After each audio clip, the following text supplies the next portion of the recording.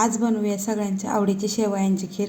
त्यासाठी 1 लिटर दूध तापत ठेवलेलं आहे। आता एका पॅनमध्ये 2 चमचे तूप गरम केले, काजू बदाम आणि मनुके छोटे छोटे तुकडे करून घेतले, ते थोडेसे फ्राय करून घ्यायचे। आता इथं मी मार्केटमध्ये मिळतात ते रेडीमेड शेवया घेतल्यात। आता 5 मिनिटं त्यासुद्धा चांगलं भाजून घेणार आहे। आता थोडासा कलर चेंज झाला आहे, त्यामध्ये उकळतं दूध टाकायचं आहे, एकदा मिक्स करून घ्यायचं आहे आणि त्यानंतर पुन्हा यामध्ये दूध टाकायचं आहे। मी 1 वाटीभर दूध बाजूला ठेवून बाकी सगळं दूध यामध्ये टाकले। आता चांगले मिक्स करून घ्यायचे आणि शेवया संपूर्ण शिजवून घ्यायचे। 5 ते 6 मिनिटांमध्ये शेवया व्यवस्थित शिजलेल्या आहेत। बघू शकता खीरसुद्धा एकदम दाटसर झाली। त्यामध्ये गरजेनुसार साखर टाकायची। मी 5 ते 6 चमचे साखर टाकलेली आहे। आता चांगले मिक्स करून घेऊया। खीर थोडीशी दाटसर आहे, त्यामुळे मी गरजेनुसार पुन्हा थोडंसं दूध टाकले आणि तळून घेतलेले ड्रायफ्रूट टाकायचे, पाव चमचे वेलची पूड आणि चिमूटभर मीठ टाकायचे। पुन्हा चांगले मिक्स करायचे।